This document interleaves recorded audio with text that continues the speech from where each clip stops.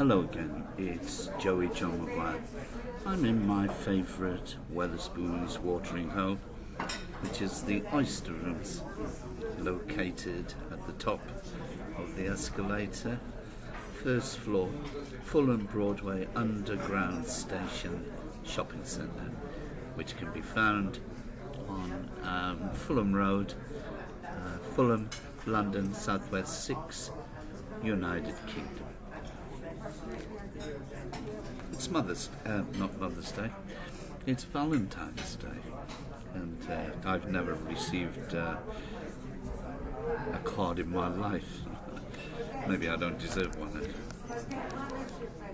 Anyway, I'm about to read two poems that I wrote yesterday in the early hours of the morning, as per usual, neither one about Valentine's Day. The first one being A Tranquil Day. It was such a tranquil day, a rare treat away from the daily grind, as were most of my days, practicing the art of existing whilst battling the humdrum drudgery of the capital city. The wood in the foreground lay nestled at the foot of two converging hills. It spread northward, spilling down a shallow valley as far as my eyes could see. And how I longed to have a companion who could enjoy our stroll whilst relishing the amazing sights that I was about to behold. I entered the wood with quiet stealth, appreciating it was someone else's home.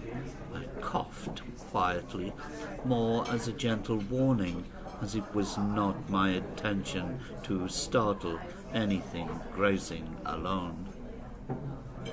I noticed an abundance of bluebells carpeting the entrance to the wood, competing for space with a canopy of pungent wild garlic.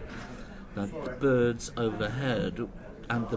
overhead were in full voice, unfazed by my presence. They were happily chirping away.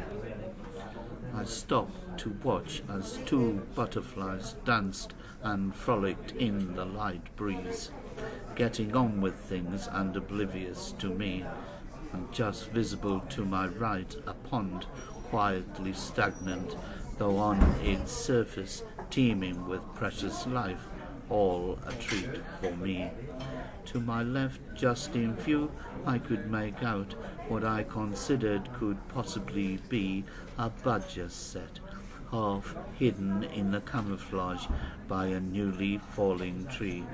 And as I walked, I bore witness to the miracle of life that was by way of its existence, both natural and in its infancy. The poet within, swamped by the splendour, searched for the words to express my tranquil surroundings, such words that would give justice to the spectacular sight I'd seen. And all the way home, my mind ran amok, imagining what fun the badgers would be having soon after I had gone, and I wondered what other living creatures would brave the night that I may never see. It was then my thoughts turned to Stornoway, a project I'd recently shelved but had not dropped. My newly found exhilaration seemed to reinforce my long-lost airborne determination, as a newly reincarnated spirit rose from the depths of my downtrodden soul. I made a vow to myself there and then, no matter how big the challenge may be, that one day, in the not-so-distant future, I would leave the drudgery of the city and set sail to the home that was always meant for me, on Stornoway, a Scottish island and jewel set in the sea. There you go. A nice poem.